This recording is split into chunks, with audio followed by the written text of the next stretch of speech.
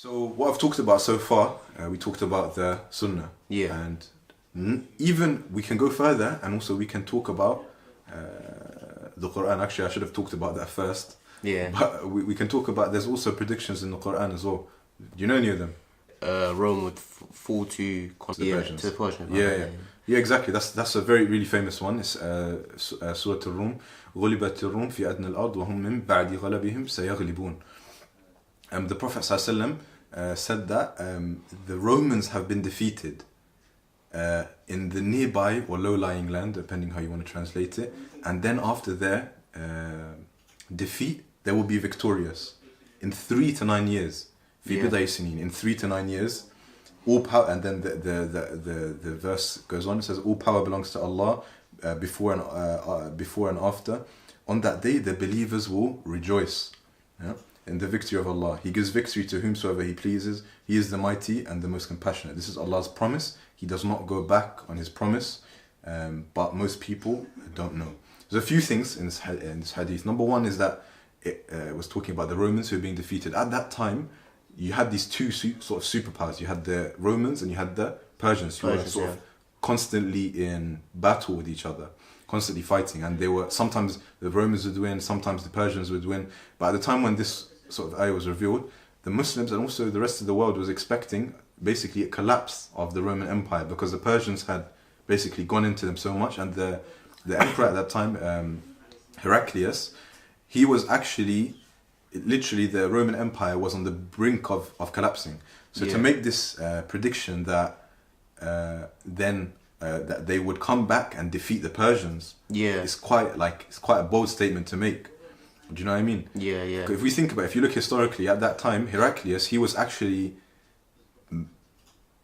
he had no money, army had been defeated. He had to do a lot of things and restructure a lot of the empire, basically, to even raise another army. Now think about it. If you're a prophet, if you're claiming prophethood and you're a liar, why on earth are you going to be making such a bold statement about something that is so unlikely? Why are you going to be making this statement if you're not certain, if you're actually a liar, and you think maybe it might or may not happen?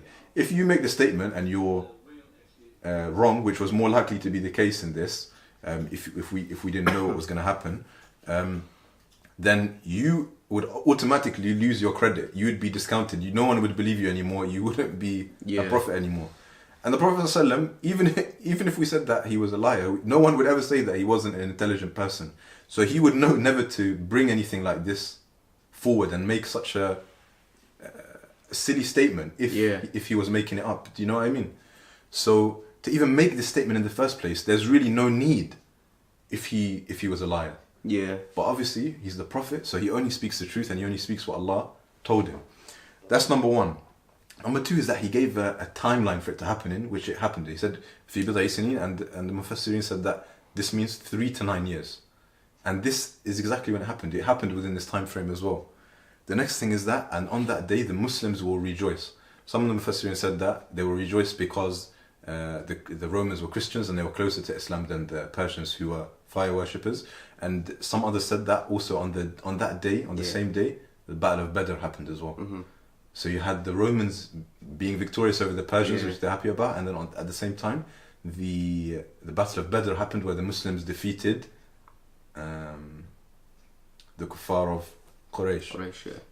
And then the ayah goes on and says, this is Allah's promise, and Allah never goes back on His promise. So it's like, He's making this bold prediction and is saying, this is Allah's promise, this is how it is, and this is going to happen, and it's never going to be wrong, it's never going to go back. So it's like such a bold statement. If this person was a liar, they would never be making this statement in the first place. You get what I'm saying? So there's a lot more that we can say about this as well. There's been a lot of discussion about this word adna, but it's a completely different discussion. We won't go into it. In the Qur'an as well, we have a few other predictions. We have number one, is that the Prophet ﷺ predicted, or Allah said that Mecca will be conquered. لا تدخلون المسجد الحرام إن شاء الله. You will certainly enter, with Allah's permission, with Allah's will, Masjid al-Haram. And that's in Surah Fath, I believe. That happened. Before the Prophet ﷺ died, we had the conquest of Mecca. It happened. And this is being made at a time when the Muslims were at a point of weakness. The Mufassirin record that it was made at a time when it was the Treaty of Hudaybiyah, when the Muslims were on the back foot. And then the Prophet ﷺ is coming out and he's saying, don't worry, we're going to conquer Mecca. Another one that a lot of people basically might overlook is that Allah talks about the fact that He's going to preserve the Qur'an. He says, "Inna nahnu nazzalna dhikra wa inna lahu lahafidhun." That's in Surah Al-Hijr. He says that verily we have sent down the remembrance, and the Mufassirin said that remembrance is the Qur'an and the Sunnah as well. We have sent down the remembrance, and we will surely preserve it as well. And as we see, look, if we look at number one at the Qur'an, the way that it's been preserved in pronunciation, tajweed, it's been preserved in writing, and it's been preserved in the chain with which it came to the Prophet from the Prophet ﷺ. So it's been preserved in writing, even in pronunciation, and it's been preserved in memory as well. So 3 ways of preservation. And the fact that we don't have any other versions of the Qur'an, the fact that we know that basically who are the people who narrated it, how did they narrate it, who are their students, who did they teach it to. Everything's been preserved. Everything's been preserved. That's another one that's come true. I think if anything, this is probably the biggest one. Yeah. Because if you look at it, that Allah is saying that He'll preserve the Qur'an as well. If you look at the other books, for example, if you look at the Bible, there's like 60 different versions of the Bible, each saying different things, each spelt differently, each some where there's in some Bibles there aren't parts that are in other Bibles, some even with chapters, and historians are even now finding parts that have been completely removed. Exactly, parts with the Qur'an, when Allah says that He'll preserve it, it shows. And if you can say that's even one of the miracles of the Qur'an, the fact that it can be preserved like this. Yeah, and we said that it includes the Sunnah as well. Look at the way that the Hadith are preserved. It's actually amazing. If you think about it, the Hadith corpus is so huge. You could fill up libraries and libraries just of Hadith. But the way it's preserved is amazing. Look, you've got, for example, Al-Khatib Al-Baghdadi, who was a historian. You've got Al-Dhahabi, who wrote one of the more famous books on biographies. You've got volumes, 10,000 page books on the biographies of every single person who ever narrated the hadith, his trustworthiness, where did he come from, who did he narrate from, who did he narrate to, did he come to the masjid, what time did he, everything, his life story. And this is amazing.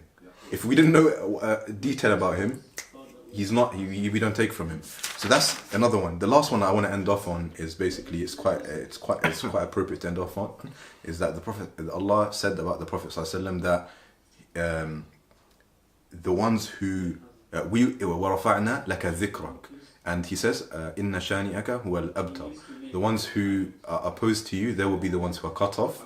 And this is what we see, is that even the people in this, I don't even mention the names of the people who this ayah was revealed for. If you know, then you'll know. But the fact is that the ayah is self-explanatory. Inna shanik, the ones who oppose you, their remembrance will be cut off. We don't even know, unless you've read the tafsir and you read the tafsir, you don't know who this ayah is even talking about. But we know who that is. That the Prophet ﷺ is the ones whose remembrance was raised.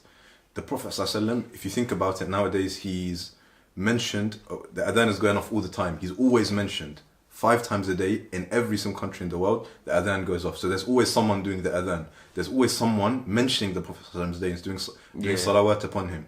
So there's always, look, a friend of mine was telling me that he went to the the jungles, one of the jungles in Africa, and even people there knew who the Prophet Muhammad ﷺ was. These people who are cut off from civilization knew about him. This Bedouin man who came out of the desert where there was no civilization, and people in the middle of the jungle in Africa even know about him. So this thing has something which has truly been fulfilled. وَرَفَعْنَا لَكَ ذِكْرَكَ, and we have raised your remembrance. Which book on earth is as widely memorized as the Qur'an? Which corpus of sayings of people, the hadith is as widely memorized as the hadith? Which person is as widely emulated as the Prophet ﷺ? No other religions try to copy the person who founded the religion as much as Muslims do. It's Yeah, not. he's been raised so much that we even copy him by just the Bro, we copy the way he goes to the toilet. He Yeah. told us how to go to the toilet and we copy him. So Yeah. do you know what I mean? Or eating with the hand. Eating with the hand, the way to even smile, the way to walk, the way Yeah. to talk, everything. We copy him completely. Exactly. So this is something which is actually really significant when you think about it, is that the fact that he had such an impact on the world as well, that you can't even talk about lots of aspects of politics Yeah. without talking about the Prophet Sallallahu Alaihi Wasallam. So this is something amazing, and it's something which has definitely been fulfilled. And obviously we can't do justice to this topic. We've tried to do what we can Yeah. in the time that we had. Anything you want to add on, bro? No, man, that's it. MashaAllah, bro. 2 roadmen talking about Masail. That's it, bro. I caught that last